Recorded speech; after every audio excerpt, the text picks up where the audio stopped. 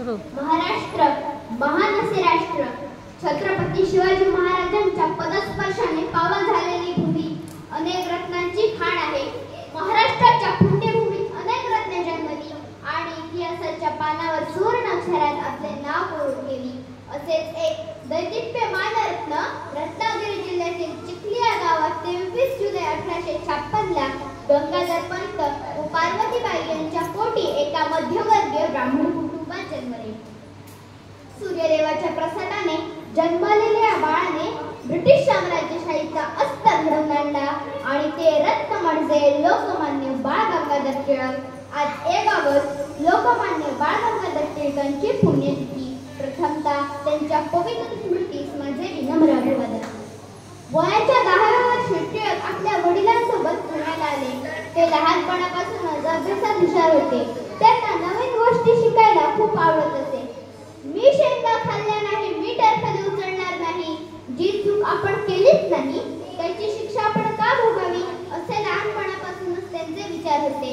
ते स्वाभिमानी व अन्याय सहन न करणारे होते. स्वराज्य हा माझा जन्मसिद्ध हक्क आहे आणि तो मी मिळवणारच, असे ठणकावून सांगणारे जिद्दी होते. सरकारचे डोके ठिकाणावर आहे का, असा लेख लिहिणारे निडर होते. असाच एक त्यांच्या जीवनातील प्रसंग. टिळकांनी पुण्यातील शाळेत प्रवेश घेतला. गणिताचा तास सुरू होता आणि गुरुजी वर्गात आले. गुरुजींनी आदल्या दिवशी शिकवलेल्या एका पद्धतीवर मुलांना गणित सोडवायला घातले. नियम असा होता की गणित झाल्यावर आपली पाटी उलटी करून शांत बसायचे. काही वेळानंतर गुरुजी पाटी तपासायला आले. ते पाटी पाहत पाहत छोट्या बाळाजवळ आले. गुरुजींनी गणित पाहिले. टिळकांचे उत्तर बरोबर होते, पण पद्धत वेगळी होती. गुरुजींनी गणित चूक दिले आणि तास संपला. पण टिळकांना स्वस्थ बसले ना. ते मुख्याध्यापकांजवळ गेले. मुख्याध्यापकांनी पुण्यातील प्रसिद्ध शिक्षक केरुणानंद खत्री यांना बोलावून घेतले व गणित दाखविले. तर त्यांनी सांगितले, हे गणित योग्य आहे. हे ऐकून टिळकांना आनंद झाला की आपले गणित बरोबर आहे. हा छोटासा प्रसंग आपल्याला हे शिकवतो की आपण अन्याय सहन करायचा नाही. टिळक आयुष्यभर याच स्वभावावर जगले.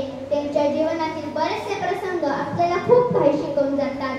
लढले ते स्वराज्यासाठी, देशवासियांच्या हक्कासाठी. लढले ते स्वराज्यासाठी, देशवासियांच्या हक्कासाठी. जीवाची पर्वा न करता, न डगमगता, न थकता. जीवाची पर्वा न करता, न डगमगता, न थकता लढत राहिले स्वातंत्र्यासाठी. केसरी मराठा वृत्तपत्राची सुरुवात, गणेशोत्सव व शिवजयंतीची सुरुवात.